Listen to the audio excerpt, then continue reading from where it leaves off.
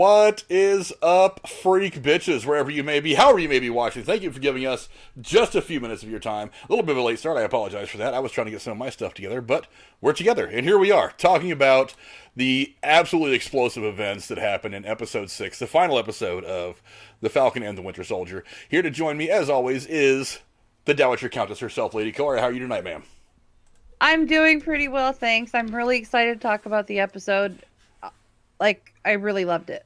So yeah, very excited to talk about it. There was a whole lot of up and a whole lot of down, a whole lot of emotional stuff. There were some really cool emotional moments in this. It wasn't as actiony as I thought it would be, but it was still a good one. For those of you looking for Jeremy's wonderful, gorgeous face, my hetero life mate, he's actually busy taking care of something right now. He may actually be on a little bit later, depending on how long we go. I don't think we're going to go all that long, but we may go ahead and next week do what we did for WandaVision, which is have kind of a couple hours where we just kind of sit down and break down everything about the entire season that was Falcon and Winter Soldier and what we think might come for these characters in a specific series in the future. But for now, let's talk about episode 6, the final episode of Falcon and Winter Soldier. And oh boy, there was a whole lot. I mean, it was one of those openings for a final episode like this that I really like. It was very subdued. It took a couple of minutes just to kind of show us these characters in the emotional moments leading up to what we all know is the big battle coming up. I really like that because it gets me emotionally invested in what's coming next. Not that I'm not already emotionally invested in a lot of different ways at this point, but I'm in denial that I am. Yeah, it's a reminder that there's a lot of stuff that's going on, that this means so much to so many people for so many reasons. It also was kind of a reminder that it's very weird, this show, that there's not really a bad guy. There's no pure bad guy to this show. It's a little bit similar to WandaVision, where it was just kind of like this crazy situation. It's everybody's kind of in this for ultimately what are some positive reasons, and you get it, but you understand that in the end, there's only really one. There's only really one crew that's going to come out on top. Yeah, and I agree. Question this episode who's that going to be?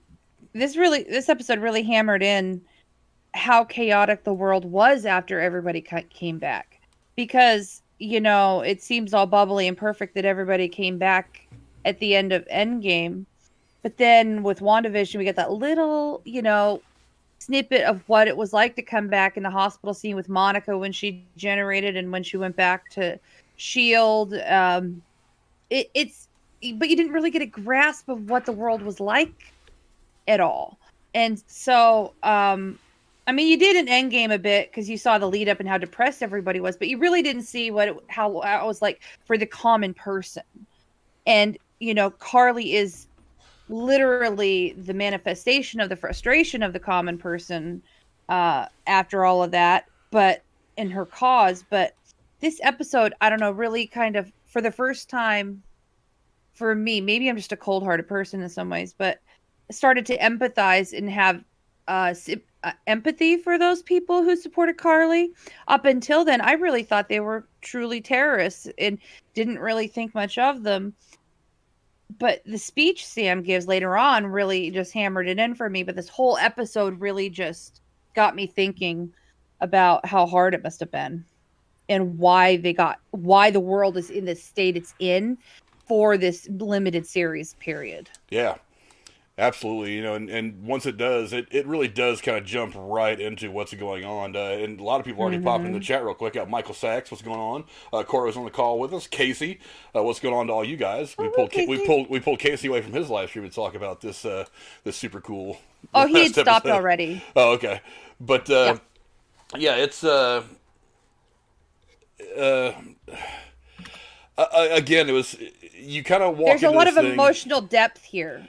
There's a lot of emotional depth to both these series that we've seen so far from Marvel, and in Falcon and Winter Soldier and in WandaVision. And yeah, like I said, the start of the episode kind of got to that.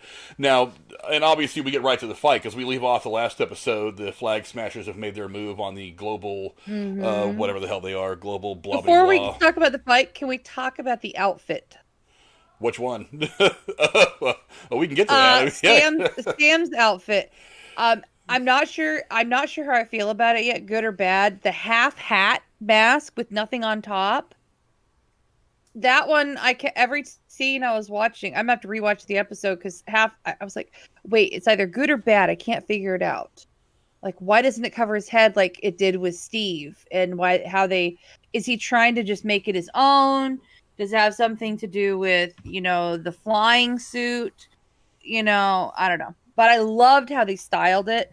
And it just seemed really perfect for him kind of being the new hybrid of Captain America and the Falcon, both. The suit really just, I don't know, I really liked it and it worked, and I think it was appropriate that it was new and different. I wasn't entirely fond of like the color scheme of it. It was a little too much white. Okay. Because I like the red, white, and blue. The cool one of the cool things I like about the American flag is there's kind of a balance of color. It was like way too much white with like hints of red and blue, and I was like, eh. I actually kind of liked if you would have taken his original outfit, given it a little bit more of a red, white, and blue thing to it, but still left it a little bit of the dark. I would have actually liked that a lot more. A lot of people didn't like the outfit that Captain America had in Falcon Winter Soldier, that darker, tactical look. I actually really liked that. I liked it. I actually really like those too. darker colors, especially when You know why I liked it? It had a Batman feel to it. A little bit, yeah, but still it was Captain America, you know what I mean? Mm-hmm. But yeah, I don't know. I was okay with it. It's a cool look. I have a feeling it's going to continue to evolve as he goes forward in the MCU. Mm-hmm. But yeah, But that big fight, I mean, that whole thing, obviously we finally get that big fight between Batroc and Sam. That's the one that's been coming for this entire series. I gotta admit, I was a little let down by their confrontation. I mean, it was good. The fight choreography was even good. Even the talking. Yeah, but even how they interacted verbally, it just felt like, I don't know if it was the writing or the way they performed it. It just seemed kind of half-assed. Yeah, I didn't mind the fighting, the choreography, and all that. I was kind of hoping that Sam was going to finish him off right then and there, because this isn't a guy who's just been a bad guy for this series. I mean, he goes all the way back to the beginning of the Falcon Winter Soldier of the Captain America and the Winter Soldier movie when he fights Steve Rogers on that ship. So this is a guy who's always kind of been out there in the MCU, and we didn't know when we were going to see him again, when he was going to come back and cause problems. He comes back in this, which I thought was a perfect place to bring him back. Do you think there's a correlation between them trying to deeply contrast Sam's version of Captain America with Walker's? Walker killed someone. Sam doesn't want to kill people unnecessarily. Well, I wondered that. I was like, okay, they're trying to show that he doesn't have to kill people to get the job done. Unlike Walker, he's that different. Let's not think for a moment that Sam hasn't killed people. Remember that big opening battle? Oh, I know. The very first episode, he pulled guys out of the helicopter and just dropped them to the ground. So it's not like he's not killing people. But post Walker killing that guy, I'm wondering if there's been a shift for him. And he's very conscious of the persona and public appearance of what he does with the shield. He probably is, but at the same, remember, I mean, the guy that Walker killed, while he wasn't the one who killed his friend, Battlestar Galactica, whatever the hell his name was, while he wasn't the one, he was still a bad guy. He was still involved in the explosion that killed those people when they raided and got all those supplies. He still is a super soldier that is going to go around and kill people. And if he hadn't killed that guy would have been around for all the stuff that was happening in New York that we saw in this episode. He probably would have fought him then anyway. I mean, I'm not saying that was a good move to kill that guy. It was a terrible move, especially considering the circumstances. Yeah. But it's, I mean, is it possible they left that open because it's going to be something they revisit, like they're like one of the little nuggets that they're going to hold on to for follow-up later? Because it seemed odd that he breaks through the window, goes bye, or whatever he said. I forget the one-liner he used, and just leaves knowing that this isn't over. I don't know. Marvel's really good about putting a lot of things out there and then kind of like down the road picking and choosing what they want to build off of again. But yeah, we'll go to some of the stuff you guys are saying in the chat. Michael Sachs says he's going to be here Thursday for the draft. What's going on? Hey, Michael Sachs, if you want to call in and get in on that, that's cool too. As far as I know right now, it's just going to be me and the Deity and maybe my buddy Jake, the sports writer from from the Ohio State I might University. pop in for some of it too. And, you know, Cora might pop in. Yeah, he's actually, my buddy Jake, he's doing his own stuff for the Lantern, for the paper that he writes for up at Ohio State. But he said he's trying to pop in here and there and you know, try to give us some nuggets. But, yeah, so if you want to call in, I'm definitely, any football fan is welcome. He said, even though we don't pick till 28, well, you guys are all right. You're still getting a first-round pick. That's not bad. He said, Wandy says GSP is the GOAT. I actually love him as Batroc. He is one of my favorite villains.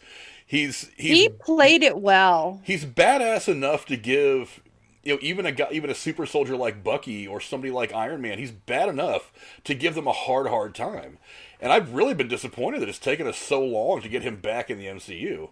And they really didn't give him much of a spotlight, let's be honest. I mean, I feel like they could have made him a bigger part of what was going on. They did more with Carly than him, and they could have had him as prominently placed in the series as she was. Carly was the focal point as far as the bad guys are concerned, the antagonists are but don't concerned. You think? And I like Carly, don't get me wrong. Okay. She is one of the more intriguing characters of the series for me. Okay. But I do wish that they would have used him a little bit more. But I mean, again, they spent the last 20-something movies getting ready to fight Thanos. Is Batroc really going to be that big of a deal? I mean, I know that because that's one of the problems. But that imagine the MCU if they faced. made him as prominent or more prominent than Carly. I think Carly should have been still more had prominent. both. I think this was all about Carly. I think this was very Carly-centric, which was fine. Again, I think her character was great. But I really wish they would have used him more along the lines. Because it's been... Okay. What? Like, he could have been in earlier episodes. We haven't seen him in... After Captain America the Winter Soldier, the beginning of that movie, we hadn't seen him in 10 movies? It's like... And they could have had just a basic generic scene with him with other people, sitting in some, bar somewhere, and getting a phone call, saying, I want to find, the Winter Soldier. Find him, just some type of little 30-second snippet where he's acknowledging that he's trying to find Bucky. Yeah, and then later on pick it up. Yeah, I really do like that they finally brought him back and gave him a little, and kind of got into him a little bit more. But I still don't think he was used enough for me. But whatever. I mean, I don't think it took away from the series. I still think it was great. Let's see. Wandy says he can't wait for Loki. Yeah, I can't wait for Loki either. Yeah. He gives Falcon Winter Soldier a 7.5 out of 10. That's not a bad score. Wandy also give it a solid 7. He also said he liked WandaVision more. I'm not going to lie, so did I. But that's not to say that this series didn't have a whole lot of good things to offer in itself. And you got to remember that you are looking at two very different series. Yes. Well, WandaVision was definitely a bit more this magical, spiritual kind of thing, dealing with Wanda's grief, whereas this is much more of a buddy cop actiony thing, straight out of the '90s, and a little bit of Tango and Cash, a little bit of Beverly Hills Cop, stuff like that, had kind of that feel. But you also worked in these different personal angles for Sam and Bucky, so it was going to be a very different show. Overall, I liked WandaVision better myself, but this show was still awfully damn good. I would give it a solid 8. Michael Sachs says he's been watching more than Mighty Ducks Game Changer. So have I. I've really enjoyed that series. It's fun. Never heard of it. Wait, maybe someone talked about it, but I haven't seen it. It's fun. I mean, I didn't want to do an episode by episode breakdown because we're only 30 minutes long. But I may, once the season ends, I may go do a quick 30-minute thing because it's been fun to watch. Nice. Yeah, Michael may have been the one that was asking me about it when it first came out. I don't know. I may go do a little half-hour review of it when it first comes out. I know somebody who watches. His name's Travis Richards, and he would enjoy talking to you about it if you did do that. He's a pretty sharp kid. Yeah, I'll probably do a half-hour thing just to talk about it. I mean, it's been fun. It's been fun seeing Gordon Bombay out there doing the thing again. There's a few continuity issues I have with it that don't really sit well with me, but whatever. It's Disney. Let's see. He said he would rather be the main. Awandi said he would rather see Batroc be the main villain of the series than the redheaded chick. Me too. Actually, he could have fit that role. Yes. What if they worked together somehow, from the beginning? Yeah, maybe. I mean, he could have been the muscle that she used to do some of this harder stuff, and then maybe it kind of ends up the way it ends up in this episode where they're kind of on opposite sides when they have that little Mexican standoff with those two and with Sharon. It could have been. I actually I think that they fleshed out the other character a lot more. Okay. I really did like her much more. Night Watch just popped in. What's going on, Night Watch? I'll have to go back and check out your thing. I know you just got done with one of your streams. I will admit, I did by the end get emotionally a little invested in Carly, and I hadn't up until this episode. Like I said, to me she is the most interesting character in the series. There's a whole lot of depth to her. Like I said, I really like bad guys that I want to side with. And that was one of the cool things about Thanos. Is like he was a bad guy, and sure he wants to kill half of humanity, but you understand that he's trying to do it. He's willing to sell his own soul to do an ultimate good. He's willing to sacrifice everything that means anything to him to do an ultimate good for everybody else. And you kind of look at that and say, yeah, your methods are pretty terrible, but we respect the fact that you're trying to do something good. It's the same thing with Carly here. I mean, she's trying to fight this system that doesn't seem to understand how to operate really in support of the people that it claims to be trying to help. And that's politics. That's how that. I mean, whatever. That's politics. Politics always gets in the way of what it's really trying to do. But yeah, I mean, I found myself siding with her at a couple different points along this thing, saying, I wasn't there until tonight. I low key was kind of hoping she was going to pull this off. I was kind of like, I kind of want Bucky and Sam to win in the end, but other than that, it's like if she ended up beating them in the end, like not killing them, but beating them in the end and doing what she wanted to do, I'd been like, meh. That's what you get. Maybe the system needs to get broken, needs to get busted up in the mouth really bad just to learn every now and again. You know what I mean? Yes, I do. Yeah, Wandy says, I can't believe Endgame came out 2 years ago today. So, the funny thing is, I was just talking to a relative of mine in California earlier this afternoon. I was saying the same thing. It's like, it's amazing how fast time flies. Last month. I just saw it weeks ago. So for me, it's very fresh. But yeah, I watch the movie regularly, so it's still pretty fresh for me too. But yes, Night Watch. Hope he probably had a good stream earlier. I know I was trying to take a quick shower after a whole day of doing yard work, so I get here in time to do this. I'll have to go back and watch him. I'm actually a couple of videos behind for Night Watch. You guys can go check out Night Watch. He's in the description below. He's got a lot of really cool stuff going on at his channel. I don't watch horror movies, but I actually watch his reviews of movies that I've never seen. Because I'm too scared to hear. Night Watch is listening, so he can hear me, but I'm too scared to watch horror movies because they really freak me out. But here's the thing. If I watch his reviews of them, I find out what happens without having to watch them, and I don't get scared. So I actually like his channel for that reason. I get to understand what people are fucking talking about without having to watch the movie and get scared. So some of the best horror movies actually aren't really scary. They're just suspenseful. Well, I have nightmares watching Jurassic Park, so I'm a weirdo. Wimp. Toughen up. Watch some of those good movies. Exactly. But that's why, if I were to be in contact with any of these people on the, in this fictional world, and I was on the street when walkers walking by, I'd freak the fuck out. Right. I don't know. I mean, sure, I carry a gun around, but I can only carry so many bullets. You know what I mean? Yes. And how do you know they'd even work on some of these people? It just, yeah. But we obviously we find ourselves kind of in this mix of this whole battle. This episode was interesting because it was kind of the tale of two halves. All this stuff kind of played itself out in the first 30 minutes. Now, the episode, and one of the predictions that I got way wrong is I thought this episode was going to go for more than an hour. I was thinking an hour 15 to an hour and 30 minutes. I was hoping you were right. I thought they were going to make this kind of a long-winded thing. They didn't. They got to the point. And really, in the first half hour of it was roughly 50 minutes or so, 51 minutes. In about 30 minutes, all the primary stuff had played itself out.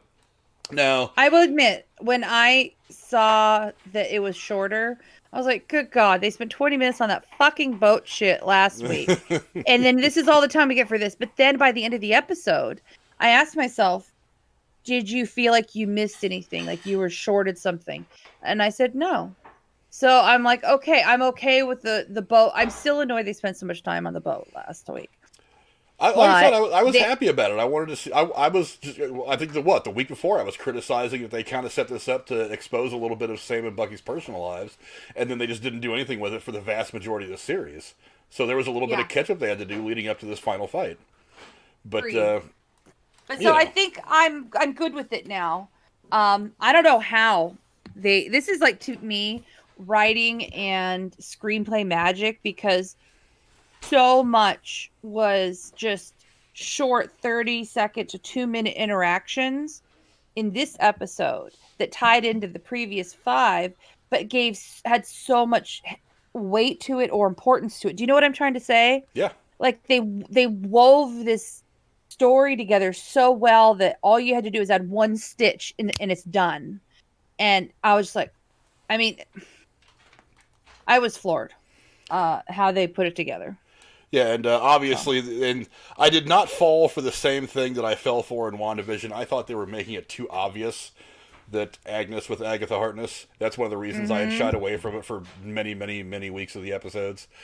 But I didn't fall for it this time. They made it really, really clear. They did it a little bit slower. They were a little more subtle about it than they were with Agnes. Do you like how they did the reveal with Carly calling her out for who she was? I did. I thought it was extremely fitting that Carly was the one that looked at her and for the first very time organic. referred to her as the Powerbroker. I thought that made perfect sense. It seemed very organic because I don't think she would ever have called herself that. I think and she actually never actually admits being it. She just, it's like, okay, so what if I am? But damn, I mean, I'll wait till the end of the episode to talk about any more about her because I got a lot of thoughts about that. But damn, that scene was, when you finally put it together, Carly was just an everyday person before she had interactions with Carter, and Carter is the person that empowered her and gave her the ability to become what Carly became. She was, I just was in awe. I was like, holy shit. I mean, all that time she knew everybody was looking for Carly.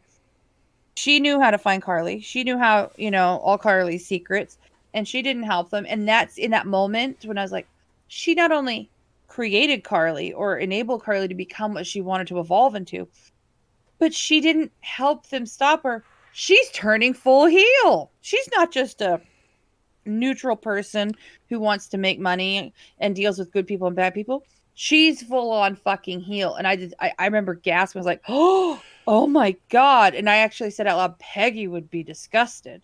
Or something like that. It was turning in her grave. That's what I said. Peggy would be turning in her grave. Yeah, we were all thinking the big heel turn was going to be Walker when he finally snapped after all that stuff and he killed the guy. I tell you what, and he had a redemption side in this episode of all things. Yeah, and we'll talk about the redemption. Everybody kind of felt a little bit of redemption in the end. But Awandi says in the chat, "Do you think this series would have worked better as a 2-hour, 2.5-hour long movie?" Actually, no. No. I like the fact that Disney is taking this opportunity with Disney Plus in the 6 or 9 episode series to hold on to a little bit of what we're all used to in the MCU, all the characters that were introduced during the Infinity Saga, and flesh these characters out a little more and give us a little bit more of their backstory, let us know a little bit more about who they really are, not just the on your left, show up, fight Thanos, everybody's happy and goes home. It's like that works great for the movies, and they've done a great job of fleshing magic characters. Moment. Oh yeah, I know so and so. Yeah, with no background. Yeah, and they've done a great job of getting me personally involved with the characters in the films as well. But you can really explore some deep stories with this stuff. This is what I think they wanted to do with Agents of S.H.I.E.L.D., but they couldn't do it because the TV and the movie stuff was all separate because it was Kevin Feige running the TV stuff or the movie stuff, and this guy Ike Perlmutter was running the TV stuff, and they weren't really on the same page. The two didn't like each other. They weren't working together. And then eventually Ike Perlmutter leaves, and they kind of give the entire MCU over to Feige and say, "Okay, this is all yours now," which is one of the things that led to the unfortunate ending of all the Netflix shows, which I thought were actually very, very good. Well, a couple of them weren't so great, but a couple of them were fantastic. They were wonderfully done. But I mean, we're going to get it all under one umbrella now, and it's going to work out better in the long run. But no, I'm really glad that they're taking this opportunity to flesh some of these characters out more and to let us get more involved. Still hold on to a little bit of what we know from the Infinity Saga while they're preparing what's coming next in Phase 4, Phase 5, and whatever. To continue the main MCU, the theatrical stuff going forward. I'm totally fine with that. That's the same thing they're doing with Star Wars. I mean, they're going to be making more episodic films. We're going to see episodes 10, 11, and 12 at some point. But for right now, they're giving us The Mandalorian. Really they're giving us all this other stuff. Yeah. Or you think they're going to have Rey in it, or do you think they're going to go a whole different angle? I think they'll go a whole different angle. We're on a oral moment here, but yeah. I think they'll go a whole different angle. But I mean, they're while they're setting up what they want to do with the episodic films going forward, they're giving us things like The Mandalorian. They're giving us things like I mean, all the stuff that they've announced at the investors call several months ago that we had talked about here and there. It's like the Oh, the Obi-Wan Disney the one, yeah. Obi-Wan series is filming now, actually, which is awesome. I'm really wanting to see that. They're giving us this. I think they're going to touch on the Old Republic stuff, which a lot of Star Wars fans love. That's what Disney's doing right now. They're really reaching out to different parts of these universes and finding these other really rich stories that they can tell, and you can tell Do you, these stories. do you think Marvel will? Here's a thought. I know I don't want to get into it too much, but do you think they're going to do a Powerbroker movie? I get the feeling the way they set her up in the whole episode. I know I'm jumping the gun. Just think about it. We'll talk about it later, but I think they're going to do something with her like that maybe. I don't know if she's going to get a movie. She's definitely going to be a What part would of you something. get then? Well, there is a little bit of news that came out today that I haven't had a chance to look into yet. That I'm going to look into later on tonight after we get done streaming. They have apparently made some kind of announcement about another Captain America movie, a Captain America 4. I don't know exactly what that Ooh. involves yet. I don't know. There's been It talk for involves several him months now punching about. out her as the Powerbroker. There have been And he's several. the one. Oh, I'm jumping the gun. Let's get back to where you were. Sorry. Well, I mean, there's been talk for several months now about Chris Evans coming back. I don't know how they're going to do it. Probably go back in time, grab him again, Time blah travel. blah blah. I mean, I would really rather they didn't. I mean, or maybe they could go back and do a period piece where like Steve ends up getting sucked, like Steve and Peggy end up getting sucked back into something that happened again because Has the timelines actress played changed. Peggy ever showed interest in coming back? Well, Chris Evans is in talks, from what I've heard. I mean, that's the Right. rumor. I don't know how accurate that rumor is. If it's a little bit true, complete bullshit somewhere in the middle, I don't really know. I would imagine it is. There's already rumors that I'm Robert sure Downey there's Jr. enough money and enough interest for anybody like Chris Evans or I don't know who plays Peggy, what the actress' name is, but it would be good for their careers if they did a little bit more, I think. Yeah, and if you have a chance, have you It watched? would pay well, wouldn't it? Have you had a chance to go watch Agent Carter, the TV show about Peggy Carter? No, but Oh, it's a I plan great on show. I plan on trying to watch it and catch up between now and when Loki starts.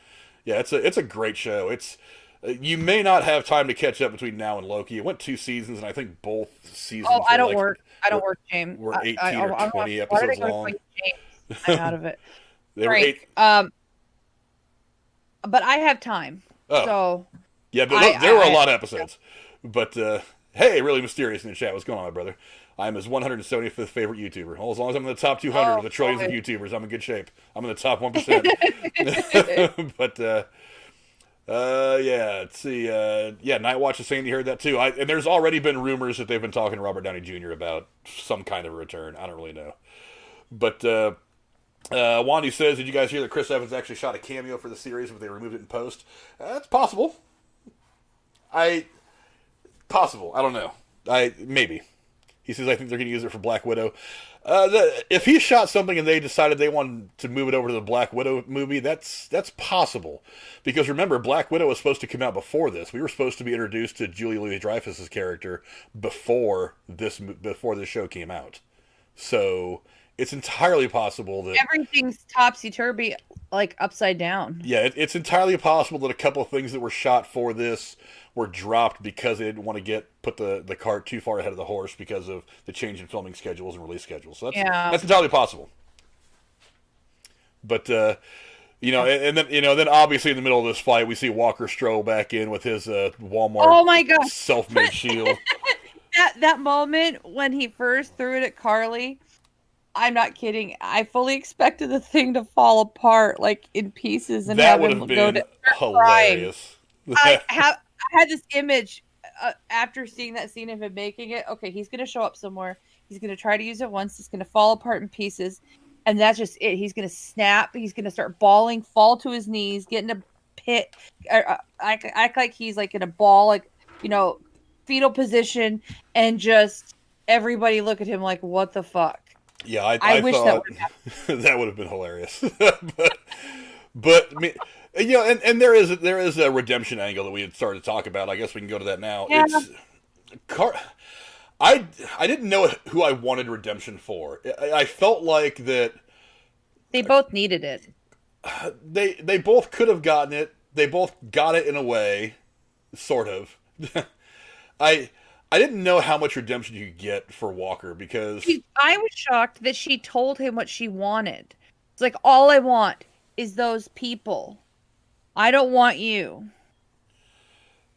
And I don't know. It just, the one thing I miss from that scene is when he did shortly after that meet up with Sam and Winter Soldier. I'm really running on steam, so excuse me, guys. I'm blanking on names. Anyways, when he caught up with the guys, why was there not a moment where they said, "Are you good? Are you good? Are you with us? Are you with us?" How did they know Walker was back in a good headspace? You know what I'm saying? I I don't know. I Like suppose if you he fought very next to well have been somebody, worried I that suppose if he'd you fought turn on next to her talking somebody a few about. times, you probably know. But Oh, I don't okay. know if they knew each other all that well. You know what I mean? You know what I mean? I could see, I could see Sam and Bucky looking at each other, going, "Do we want to trust him right now?" But no, it was just automatic. Like they had some conversation, but they didn't, and that was one little thing I didn't Well, like. But after Sam rolls in and saves that police armed up SUV from uh, falling, and they go and chase Carly and, Patch and her Wagon, and her crew. It's like he actually says, "Okay, they split up. One went this way, one went that way," and then oh, Walker just kind of like falls into line and goes after one. And then Bucky looks at him and says, "I'll follow him. I'll stay with him to make sure he stays in check." So I mean, okay, all right, I they, missed that moment. I'm sure he So has that to probably, imagine that they're probably working together, but they still want to kind of make sure that someone's around him to make sure he stays in the straight and narrow. You know what I mean? yeah, like he's not going to backstab them the second he's taking care of Carly. Um, yeah, Yeah, Wandy said he loved Walker in the series. I thought he was great. I like the actor, hated the character. It's, I same thing. it I don't know why the actor should get hate. He did his job. well, here's the thing though. It's like he has the heel turn where he kills the guy, and I'm like, story wise, I get it. That makes perfect sense to me. He But snapped. it seems like, and then you go into the next episode, he gets stripped of his rank, he gets less than Hmm. honorably discharged, which is just as bad as being dishonorably discharged, really. And then they pretty much boot him out. So you figure if he's really gonna complete the heel turn, it's gonna be right then. But then Right. he just and then you see he like rebuilds the shield in the Twice. post credit scene What a last bit. week. Yeah, so what's he gonna do? But and then he just kind of rolls back in, and when he says, Carly, we have unfinished business, I'm like, okay, here it goes. As he was rolling up there to start that fight with Carly, I was kind of like, this is where it should end for one of them. This fits. And the fact Yes. that they just that she did some She parkour and should have kind of killed dodged him a him, little or bit. he should have killed her potentially. Yeah, the So, fact that here's she, a better question. Why didn't they wait to do this scene later on? Like have him run into her after a few more of the interactions in this sequence. Because then instead of Carly getting killed by Carter, it could have been him, you know? yeah, And everybody could have had their scenes, their moments to talk, whatever, their closure scenes for the plot. Um, I don't know. I agree with you. I think it should have been he who killed her, not Carter. But I think the point of her killing Carly was profound. But well, um, certainly for what we would end up finding out about her later on in the episode, absolutely. yes. But I still agree with you that I think Walker was shorted on not getting vengeance for his battle buddy. Um, Well, he did, what he wanted was Carly to go down, and she did ultimately. yeah. As a matter of fact, there's Sam holding her on screen right now as she's.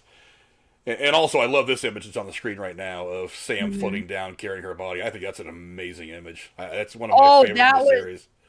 that was that along with him not killing Batrock. Am I saying the name right? Batrock, or is it Battle Rock? It's Batroc, Um, Batrock. Batroc, Batroc. Okay. I think is how it's spelled.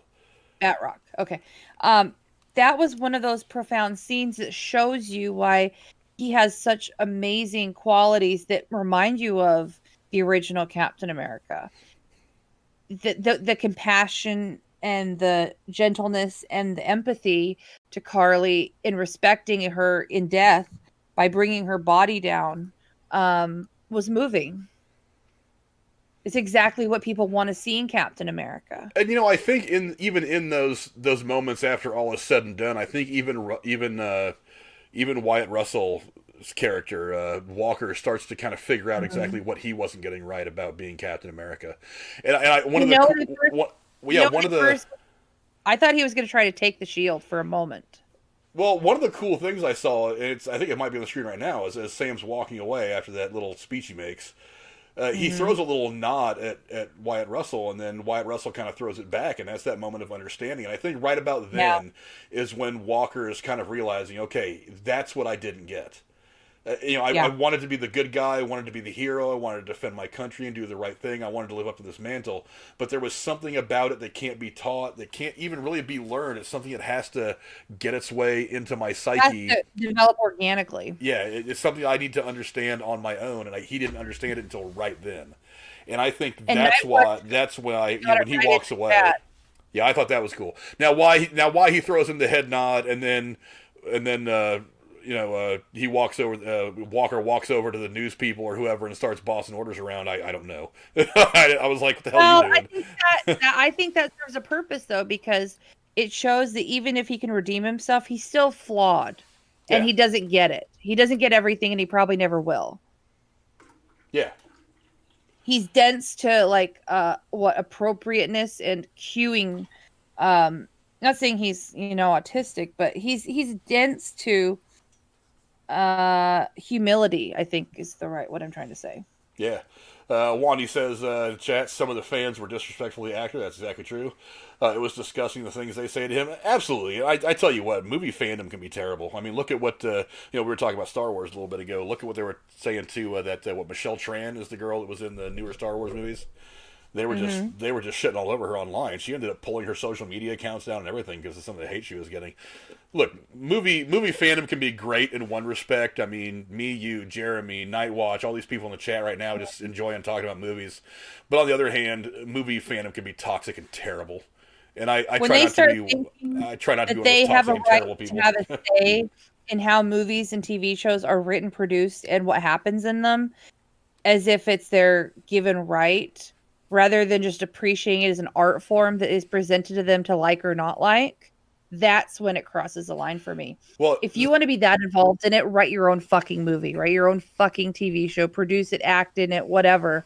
But don't try to tell another artist how to do their craft.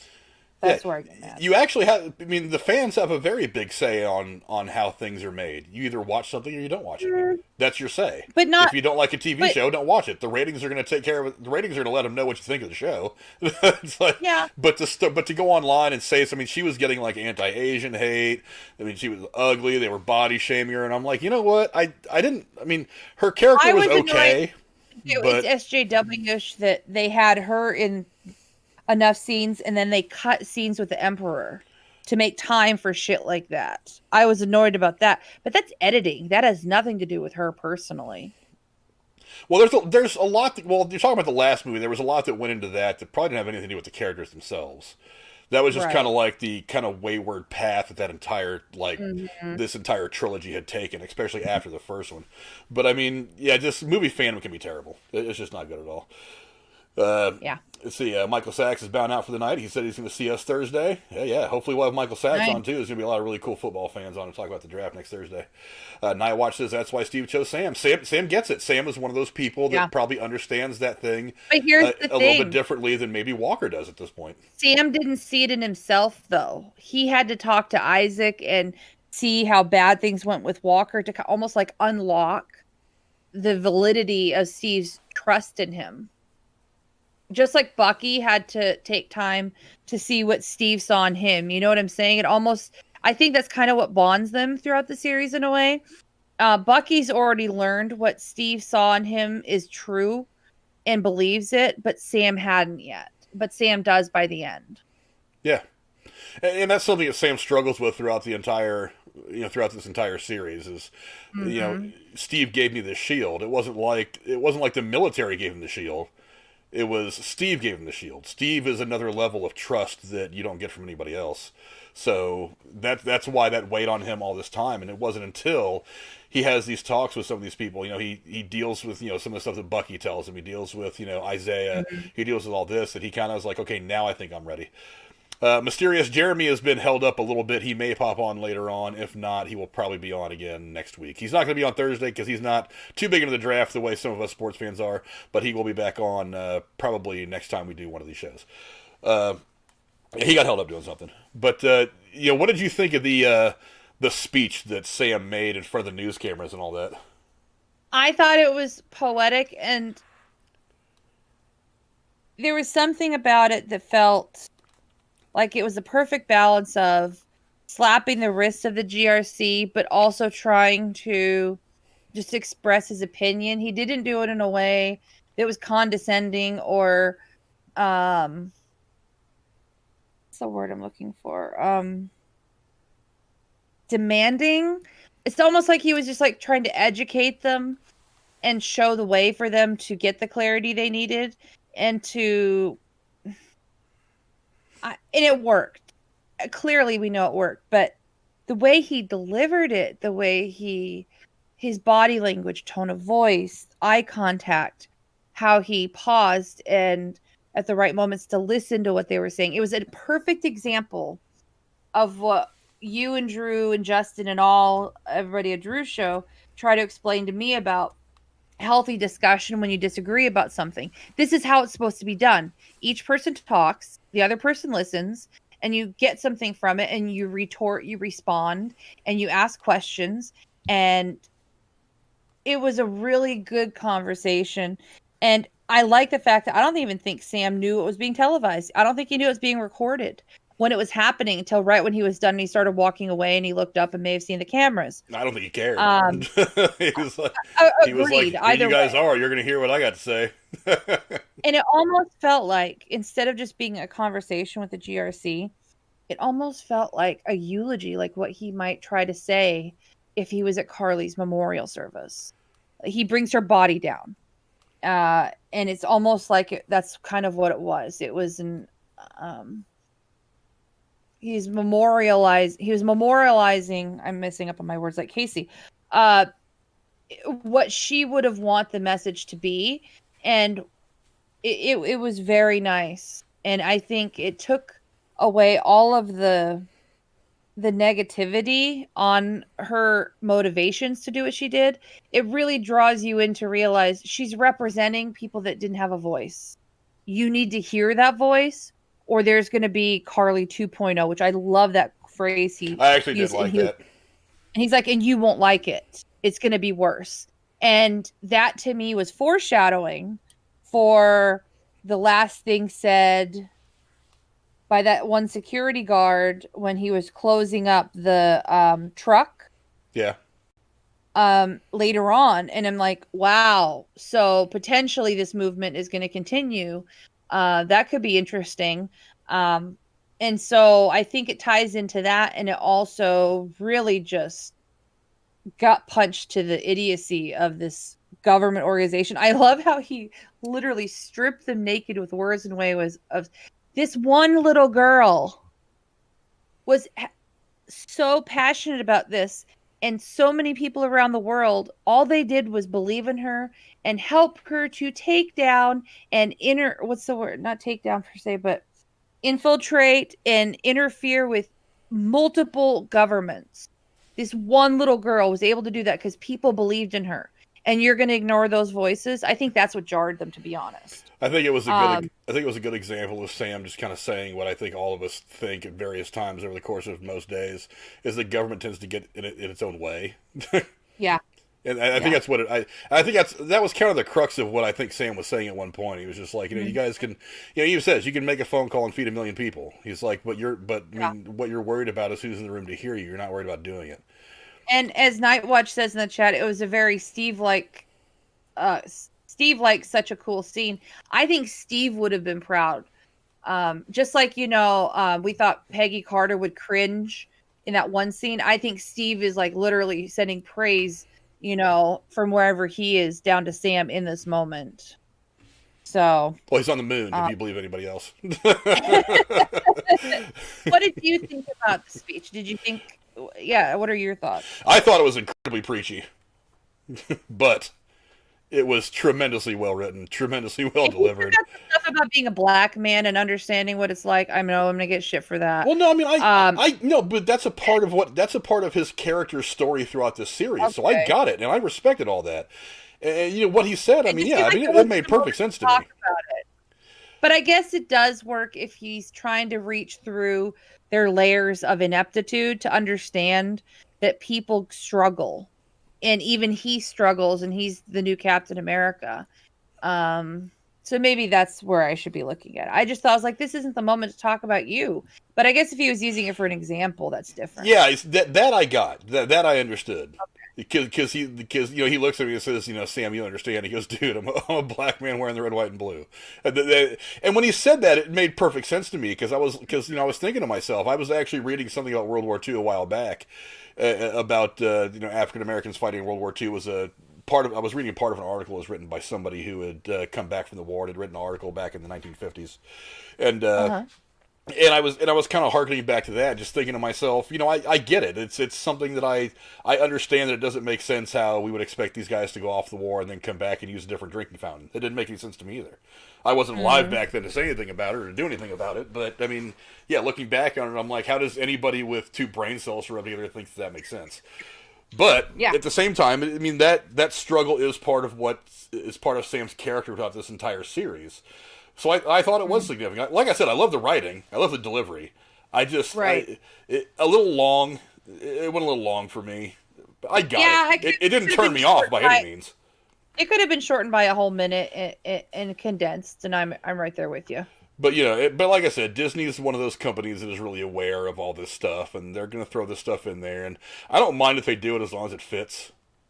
Like one of the things I liked about Black Panther is they kind of folded some of their little diversity and social awareness. They kind of folded it a little more naturally into Killmonger's character. And I was like, okay, I get it coming from him. If it would have just been like this, I'm just going to splash it all over this movie, I'd have been a little annoyed by it. But it felt a little more natural, that perspective coming from that character. And I think it felt a little more natural coming from Sam, especially after his interactions. Because remember, he's not just saying that for himself. He's saying what Isaiah doesn't feel like he can say. And he's also trying to speak for a generation of people who may not. What he said about.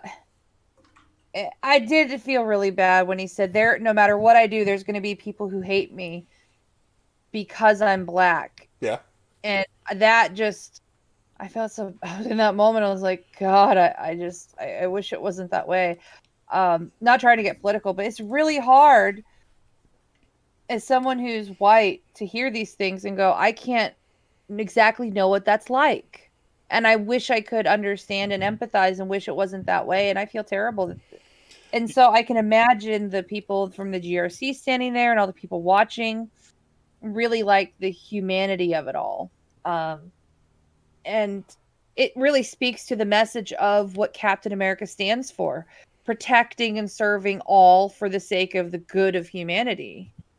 And wanting to better the world. So maybe this is part of his, term or time of being Captain America. Maybe he's going to bring some, understanding to this. And maybe that will be part of the new movie if they do a fourth movie with him. Absolutely. I also like this moment as they're walking away that Bucky even looks at him and calls him Cap and slaps him on the back of the shield. And says, I like that. And somebody else did too. The one that said, that we found the guy in the water, blah, blah, blah, he got this. And in that moment, I knew he was done, end of scene for this episode. And I was like, that's so awesome. It's like someone let off the bat signal. He's, without pause, on the job. You give me recognition, I will go to work. They gave him recognition. He's, on it. And it just made me smile. It really did. Yeah, Night Watch says Anthony Mackie really delivered the lines with heart and feeling, mirrors real life. I tell you what, I mean, I say all the time that one of the best things that Marvel's done with all these movies is casting. And, a lot of people will look at, like, some of the bigger names, like, Robert Downey Jr. and Chris Evans. But Jesus Christ, who could really do this better than Anthony Mackie? Could you see anybody else playing this role right now? It wouldn't be Will Smith in it. I'm just saying all the people that you would immediately. You could find a lot of people that could play the role, but I mean, who is the one that was perfectly suited for this thing other than Anthony Mackie? And the thing is, you have to find somebody that can tune into the Captain America vibe that Steve wanted Sam to be. And this guy, the actor who plays this, there's something very engaging about the way his face reads, the way he talks, his tone of voice, his overall demeanor. It's very Captain America-y. I love people who act with their eyes. He acts with his eyes. Yes. That's one of the things I love about Cate Blanchett. She acts with her eyes. It's the Yeah. same thing with Anthony Mackie. It's like there is so much. I mean, you can tell his emotion. Like you can cover his entire face. Just look at his eyes. You get all the emotion out of his eyes. I think it's fantastic. Yep. I agree. Awandi says, "God no, not Will Smith." Hey, look, Will Smith is not a bad actor. We did when we did the stuff in February talking about the black actors. I brought up Will Smith. Go look at 7 Pounds. That is a fantastic movie, and he is damn fantastic in it. I mean, give that guy a chance. Now, I'm not saying I want him playing anything in MCU, but I'm just saying that if nothing else in that movie, he is phenomenal. He is absolutely phenomenal. But then obviously we kind of go back and we start to see some things play out. And one of the things that we see play out is that I don't know why the location of this scene doesn't sit well with me. For some reason, we find ourselves back in the Senate hall where he gets stripped of his rank and has to talk to all these people. Yeah. Thank you for saying that, because I'm like, that's a public building. If when I imagine this scene, the actual location it should be in, knowing who this woman is from what they've given innuendo of, shouldn't this be at like the penthouse suite of the most expensive hotel in town? Like, and him coming out of the bedroom suite while they're in the master living room, like a presidential suite of a hotel. You know what I mean? Yeah. It shouldn't be. And that's what I don't understand. Like, why would he be changing clothes there? I mean, it's the only thing I can think of is that maybe she wanted to meet there because he didn't know where to meet her otherwise, and she just said, "I want to see you." Yeah, it's supposed to be your. You. It's supposed to be the Senate hearing chamber. It's not supposed to be your fucking, Yes. place to try out clothes like in Walmart. It's not your little, dressing booth at Walmart. And then she leaves, and all she says is, "Well, I'll call you." There's no like, "Welcome to the organization." No. Well, we don't know what the organization is yet. Explanation, or am I going to get a paycheck? I mean, things that you think he would ask. Yeah, that scene did not. I mean, look, I was okay with the reveal of him becoming U.S. soldier. It's like I got that. That was the best part about that whole scene. But it's like when he's in the room putting on the suit, and and Julia Louis-Dreyfus is talking to his wife. Yeah. And she goes with that thing like... And then you joke about the head, the helmet, or the cap. Yeah, it's like maybe I planned this. Yeah, maybe I planned this. Maybe I didn't. Maybe I did. Maybe I didn't. And I'm like, that's the dumbest joke I've ever heard you tell. And the thing is, the rapport is awful, because the first time they interacted, she hardly acknowledged the wife. She wouldn't even give her eye contact. Yeah. But now they're chatting like they're girlfriends. That bothered me too. I'm like, women don't work that way. You don't act that way. And then have them call your husband and then maybe be his boss and then joke like that. It doesn't work that way. Ask your wife, Frank. I think I'm right on this. Women don't go that way. Because this woman was so disrespectful to her just the last time.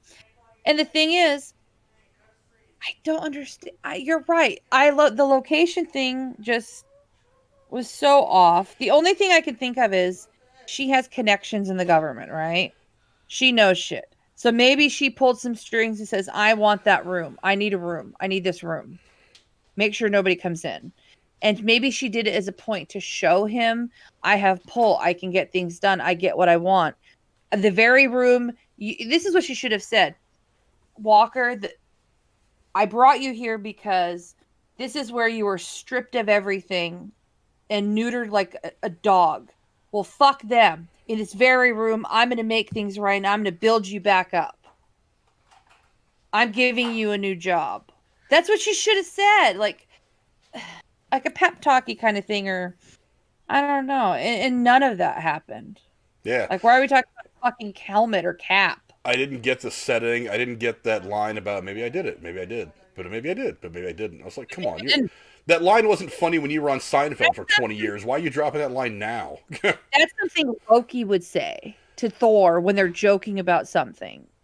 That's not something See, anybody I don't else. think Loki would, though. I think Loki would have been like, I fucking did it. Bam. Loki doesn't have to care. I mean, she's trying to play a role. Loki doesn't have to play a role. It's like, Loki knows who he is. Yeah. He's the god of mischief. He doesn't have to play a role.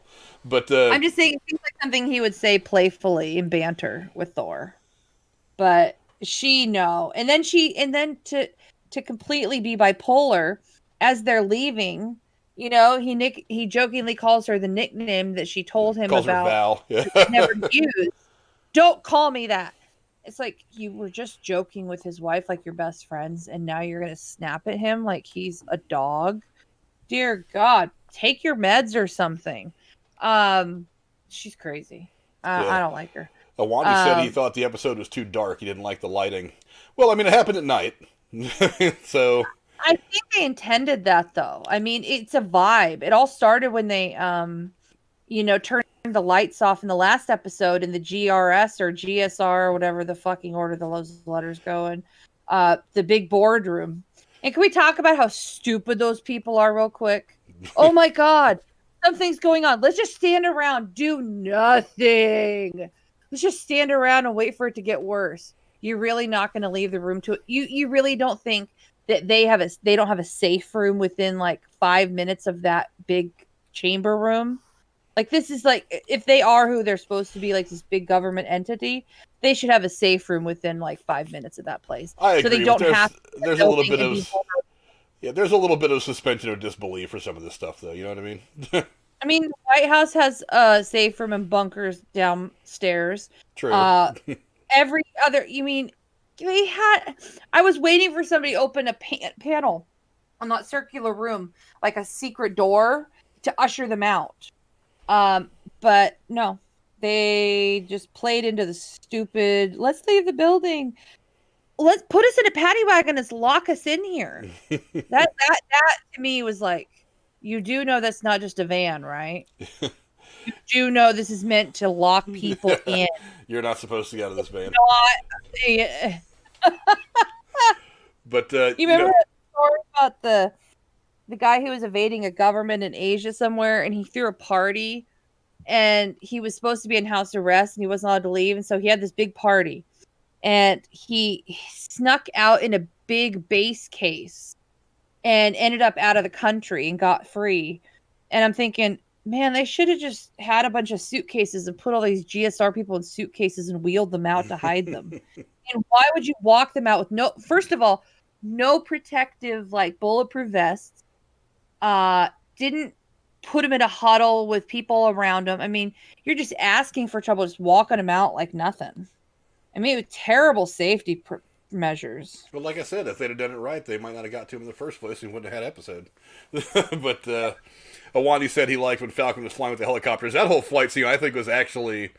It was actually way more... longer. Yeah, it was way more entertaining to watch than that opening sequence from the first episode. I thought this was cool as shit. I was about to say, I think there's something to that. They open with a scene like that, and they include a scene like that in the final episode. Yeah. That was pretty awesome. Wani also says he thought Walker was going to become Captain Hydra. No. I think... In the comic books, he becomes U.S. agent. He is U.S. agent. So he's following the lore of his character in the comic books. Yeah, the thing about U.S. agent is he's kind of a little bit of an anti-hero. He's kind of both good and bad, depending on just a hired gun, basically. Not necessarily just a hired gun. Because, like, you know what I've said about people might do bad things for good reasons, like Carly's done for this whole episode, or for this whole series. That organization, from what I know, is kind of like that. They want to get stuff done that needs done, but they don't necessarily want to do everything the right way, like maybe the Avengers want to try to do it, or the government wants to try to do it, in this world anyway, or whatever. They're willing to, break a few eggs to make an omelet, and sometimes if they have to break all the eggs to make an omelet, they're okay with that. Whereas, some places don't think that's cool. He's the guy that facilitates that. He's the muscle for that group. So he's not necessarily a bad guy. He's just willing to break a whole lot of eggs to make that omelet. And that's what that whole organization is about. Now, we're going to find out more about this, obviously, as time goes on. But I think that's what he is. I don't think he's going to be Captain Hydra. Now, Captain Hydra was a straight-up bad guy. That was Hydra's answer to Captain America. I don't know if they found some super soldier serum or if they made their own that finally worked, but they make this asshole who is just basically the antipode of Captain America. He's the Captain asshole. So Okay. so yeah, so I don't know if Captain Hydra was ever a possibility. Could have been. I mean, if you'd have asked me that right after he beat that guy to death with the shield, I might have been like, maybe, but not after seeing this episode. I think Walker. I think it finally got through to Walker what it meant to be Captain America at that point. Gotcha. That's what I think. So I think he's ultimately a good guy, but he's going to be the muscle. But Gotcha. but you know, after all is said and done, we do get to go see kind of a little bit of epilogue to this. And one of the great things about this entire episode. Oh, well, before I get on to that, is we had mentioned earlier the explosion of the people that got arrested. The other. Do you really think they're dead or not? Because I think they're not. I think they're dead. I think that's why that scene played out the way it did. I think that's why it played out the way it did. Because I mean, you got to think about it. It makes sense. Zemo's in prison. He gets sent to the raft at the end of the last episode. We all know that already from the last episode. So you know his little butler Alfred. I don't know his name. I'm calling him Alfred because Jeremy did. His little Alfred butler is obviously out there and very willing to do his master's bidding. So as they finally put the rest of these super soldiers, after Carly is dead and everything's done, into this other paddy wagon to take him away, you see him parked up on a hill, and he presses a button on a detonator and blows him to hell and gone. And now all the super soldiers are dead. And then it cuts over to, and while they're having this discussion, Walker's wife and Elaine, while they're having this discussion, while he's trying on his Captain Walmart outfit, his new one. You see this happening, them getting blown up. Zemo gets what he wants. He made the arrangement to get what he wanted, even after he got captured. All these super soldiers are dead. I mean, he said to Bucky during their conversation when they were at the monument for the Sokovia victims, he's like, "I'm not going to kill you. I just want to deal with these super soldiers." So yeah, Zemo got what he wanted, and that's why you see him at the raft. He hears that radio report, and he just kind of smiles. He goes, and then he almost just relaxes. Okay, time to go back to my book. He is very, very satisfied. His job was done. Yeah. I thought that was actually kind of a cool scene. I was like, you know what? Whatever. Zemo's been through some shit. The guy's lost his wife and kid, and he's gone through all this stuff. Let him get what he wants. I mean, these guys were kind of bad guys anyway. Although there was a point earlier in the episode where Carly's talking about, we got to do whatever we got to do. We have to kill people, yada yada yada. And even they are very hesitant to kind of go down that path. They're to the point where they're like, has this thing gone so far that it's going to destroy us all? Is this really worth it? Do we really want to go to the point where we're killing people? And while Carly is very resolute, they're kind of like, it takes them a minute to come around and finally decide to get behind her and to choose that path.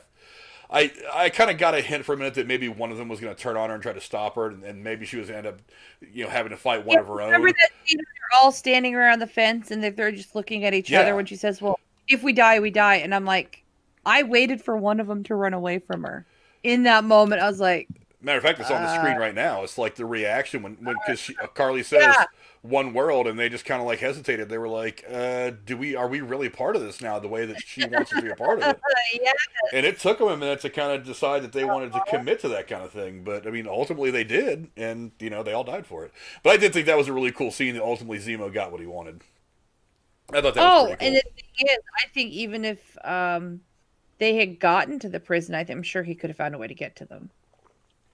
Oh, probably. I don't think we've seen the last of Zemo. I hope we haven't. I mean, he's not dead. I don't want him to go. And here's the thing that makes me wonder.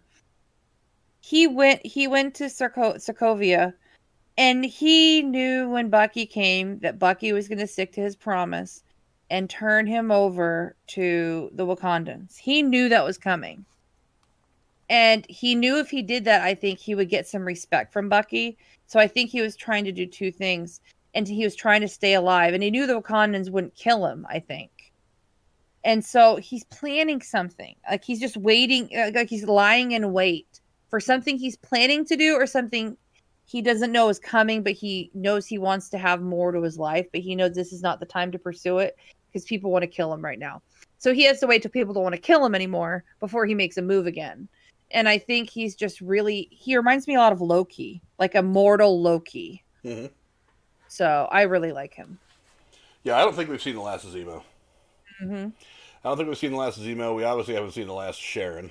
We're going to get to that in just a Now, I minute. have a question. Maybe we don't know the answer, but does Zemo have contact with the outside world, knowing how tricky he is? Is he allowed to like talk to his lawyer and like communicate with people, or is he completely locked down in that prison? Oh, I would imagine he's on complete lockdown, but I mean, it's a comic book movie, so anything can happen. So this would have been something he left in place, not necessarily something he actively helped plan. Yeah, I don't know. It'll all whenever they want to use Zemo again in the MCU, they're going to find some way to get him out Yeah. of prison. I mean, this time he didn't have anything planned for this time. Just Bucky just happened to roll up there and say, "Okay, I'm going to break you out of prison."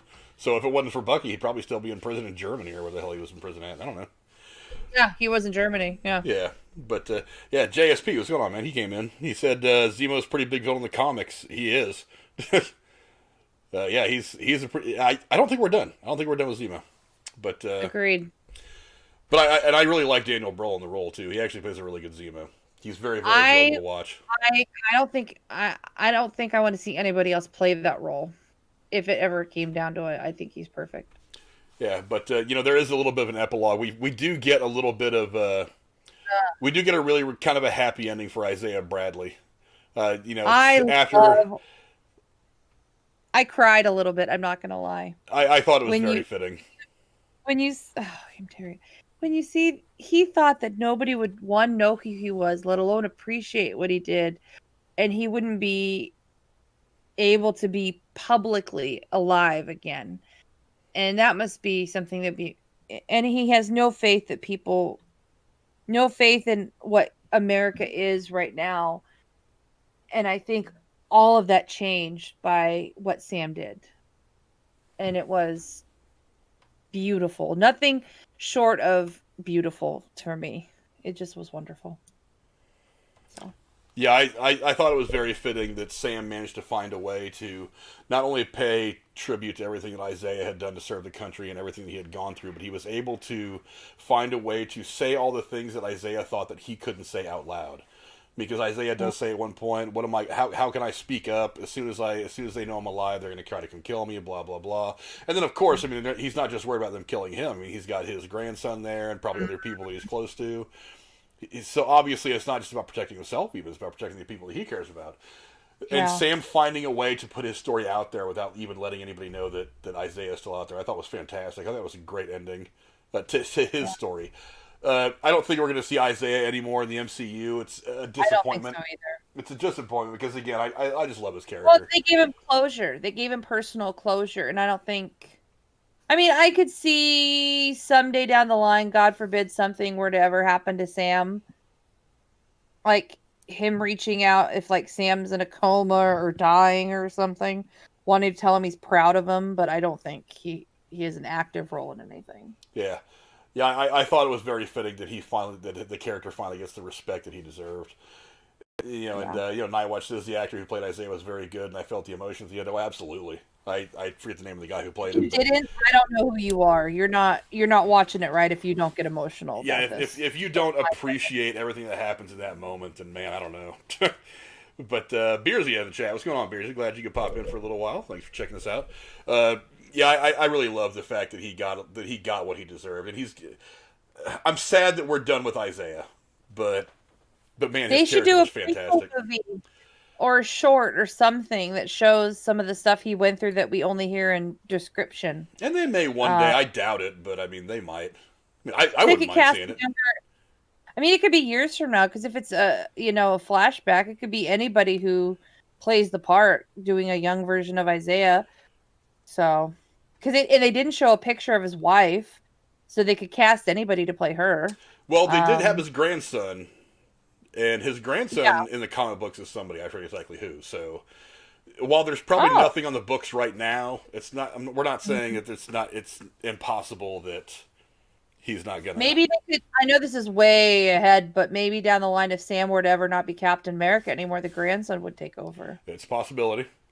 I forget exactly what role the grandson played in the comic books, but yeah, he is somebody. I forget exactly what. Although I have a strong feeling, that they try to make a girl the next Captain America just because they think they should, but that's just... SJW. In the What If, well, the What If series is coming up. It's going to be an animated thing, and I probably won't do any reviews for it, at least not week by week. But I think in one of the What If scenarios, Peggy actually becomes Captain America or something like, or Captain Britain or something like that. I don't remember exactly how it went, because there is a Captain Britain at one point in the comic books. Mm-hmm. There is there's the Captain Hydra somebody was talking about earlier. There's been a couple different variations of it all. And then, of course, there's going to be whatever the hell that we're going to get in Black Widow. I think it's supposed to be like the Russian version of Captain America. So, I mean, so we're going to get that, too. I mean, I don't know that it'll carry much farther past that movie, but yeah, I mean, there's been different incarnations of Captain America over the course of comic book history. But we do get, but like I said, I mean, most of this episode, at least the action-y stuff, was kind of taken care of about 30 minutes into the episode. And then after that, it was a lot of epilogue. It was, the stuff that we talked about already with Walker, and then we get to go back to Louisiana, and we get to see a little bit of partying for Sam and stuff like that. Loved how it's because if you look at the foreshadowing, they were all hanging out outside the boat all during the daytime, right? Working hard on the boat. This time it's evening and they're celebrating. They're eating wonderful food. They're smiling. They're happy. They're, embracing and showing appreciation for each other. And it was almost like, this is what they, prepared for with all the previous shit. And that's when I started minding less how much time they spent on the boat the previous episode. And then that one moment, how they perfectly have it in focus and then not in focus, but with the silhouettes of them, of Sam and Bucky just embracing and walking away from the camera. And I was just like, Jesus Christ, I know what this is an homage to. The end of Casablanca. You know what I'm saying? When they're, the beginning of a beautiful friendship scene. You know what I'm talking about? Yeah. Yeah, I think that's an homage to that ending of that movie. That's my opinion. Yeah, and it's a foggy airport tarmac. It's two guy friends talking and then heading to go have a drink at the bar. Yeah, and then also we got to see that one thing kind of get finalized. Bucky actually goes back to the Asian guy and finally breaks down and tells him about him killing his son. But you don't see the guy's reaction, so you don't know. Well, how the guy responded. Did he kick Bucky out? Did he forgive him? I was dying to know that. Maybe it's cool that that's kind of left to the imagination of the viewer, because it's meant to give privacy to the dad. Maybe. I mean, we do see him, like, I think it's the next scene or so. He's sitting there having dinner or drink or tea or whatever with that girl that Bucky went on the date with. So yeah, and he looks like he's not exactly broken. It looks like maybe he's at least come to terms with it. So at least Bucky's gotten that off his chest, and this guy knows the truth. But why did they develop a rapport for us as the viewers with this guy? We saw them eating together. We saw them in the alley talking. We saw them being in his apartment together. We saw them build up that relationship, but we don't get to see his reaction when Bucky tells him that. I don't know, but I get maybe it's just supposed to be a private moment, and all we're supposed to get from it is that Bucky finally did what he needed to do to close that chapter of his recovery. Maybe that's why we didn't see it, because that's the focus. We were like, you know what I'm circling around. The closure. Yeah. So. Yeah, I thought that was really cool too. I like the fact that it was left open. I think that when we see him sitting there at the bar with that younger girl that Bucky had a date with, I think that he looks like he's at peace. So whether he refuses to talk to Bucky anymore or not, you kind of understand either way. Yeah. But he's left in a place of happiness and content. He's content. I think that's the more important thing. I hope that Bucky ends up staying in Louisiana, because they joke about it. This is a great place to live. Start over. This is great. Everybody's really nice here. Well, I mean, they're as you go down there, they're starting the whole little, seafood cook fest, which made me very hungry to watch all that because I love shrimp. But, Bucky's over there talking to, he's obviously kind of like showing off to Sarah. He's got his vibranium arm up and the kids are all hanging on it. And he's just kind of like, I don't even feel this. This is so easy. I'm so strong, blah, blah, blah. I didn't catch it. Are they her kids or just random kids? They're her kids. Well, I mean, Oh, okay. I would imagine. Well, I mean, I didn't get a good look at it. It was just a bunch of kids. I assume that there was her kids. Yeah, that's what I thought. It was I Sam's should have nephews. thought if you were her kids or not. But and, he's bringing in a cake, and they're acting like they're throwing punches at him. They're pretend fighting, and he's just kind of all part of the family now. I did think that was a really cool ending to all of it. Yeah. But did you agree with me that it reminds you of the end of Casablanca, or I'm just kind of that's my shades of it. It's a fitting ending, which is for this characters, which I find nice. It's a fitting ending for right now until obviously we need them to do some more stuff. Until we need them to fight some more bad guys. I'm glad to know that they're in Louisiana hanging out while while the next big bad guy is getting his footing for whatever the hell he wants to try. But at that point, the episode ends, but then we have one more post-credit scene to keep us going. I'll be honest, I didn't think we would get a post-credit scene here. I had a feeling we would. After Sharon gets called out as the Powerbroker, and we all know, even though Sam and Bucky don't seem to, I had a feeling there'd be something. I was so cringe. And also, I had an idea that maybe old Captain was maybe old Steve was gonna show up, and that might have been it. But maybe not. I don't know. I had an inclination, but I mean, I figured whatever. If it does, it doesn't. Whatever. But yeah, she makes it pretty clear what her intentions are as the Powerbroker. So she gets this pardon that Sam promises her, which she's helped out, so I feel like it's fair. But when she's coming out of this courthouse, ironically enough, the same room where Walker had his little hearing. She obviously is calling somebody and saying, okay, I'm going to have access to all these weapons and all this cool shit, blah, blah, blah. So even though no more super soldiers, we still have plenty of shit we can get into. And she gets this look on her face like she's pretty clearly a bad guy now. And I was like, wow, that's the heel turn I didn't expect. She had that moment when she's walking down the aisle and everybody's smiling at her and she just turns and just grins. And I'm like, dude, that's a Loki moment where he gives the tell, like when nobody else is looking. And I'm so why can't she be a good guy? I don't understand. What? I mean, she's fucking related to Peggy Carter. Why? I don't understand the heel turn at all. Maybe Sharon is Mephisto. I don't know. I'm just very annoyed by this. Well, what's interesting is we do have Loki coming up. Mm-hmm. Maybe that actually is Loki. I don't think so. I think it's a very, very small percentage. But maybe we end up finding out.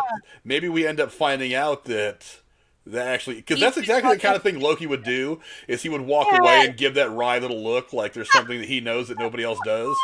That's a very Loki move. So, oh my god! I hope you're right. That would make then it's not actually Sharon Carter being a dipshit. Well, but it could be either way because sometimes the apple falls far from the tree. And maybe she doesn't feel the same. I mean, because Sharon's been through a lot. Maybe after feeling like she's been screwed by her own country, maybe her loyalty has been broken. You never know.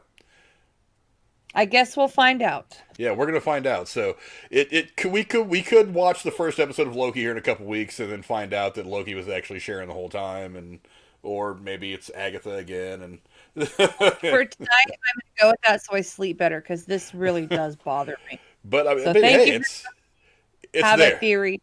Yeah, I like it. It's a possibility, is all I'm saying. I don't think it's that. Well, I don't think it's gonna be that, but it's a possibility.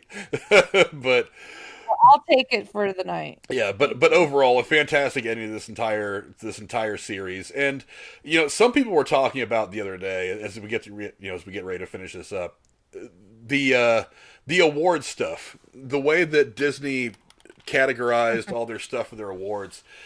They put WandaVision out there for consideration for a limited series, which means that we're less likely now than we probably were, 6-8 weeks ago to get a second season of WandaVision. I'm not saying we're not going to. We're just not going to get it anytime soon. But for some reason, they put this in a different category that is mostly for series that have regular season runs.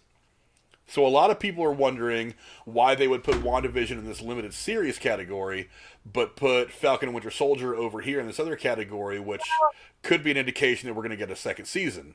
Here's a question that you might only have the answer to, because I don't read enough about it, but I remember when WandaVision first started, and we were talking about it, the people behind WandaVision were very clear when they were asked in the press or in interviews, this is it. There's no second season. Have they said either way or hinted at all about second seasons with this show? No. They haven't hinted about anything they're doing. Now, Well, then it's part of that probably may gonna be because, I mean, they're still trying to, like, figure out what schedules are going to look like after the pandemic is over.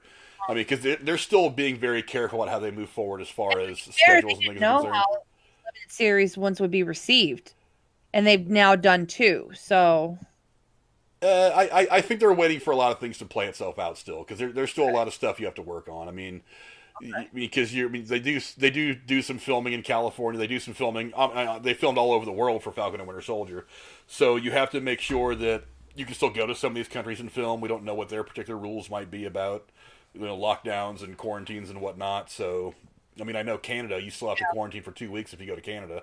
So, I mean, there's a lot of stuff that they're going to work out. I think they're probably going to wait for any announcement or even real heavy consideration about second seasons of anything until we're a little bit farther past the pandemic stuff. That's my thought. gotcha. I think the one that we're more likely to get a second season of is Falcon and Winter Soldier, because I think that there's stuff that carries. Now, some of the stuff could carry into another movie.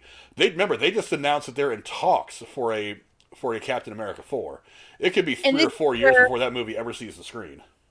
Oh yeah. I think they'd be smart just to do a fucking second season in 2 years, but that's 6 episodes. I mean, we'll see. Right now, there's a lot going on. I think they just started filming. Well, they're filming. They're filming the Doctor Strange right now.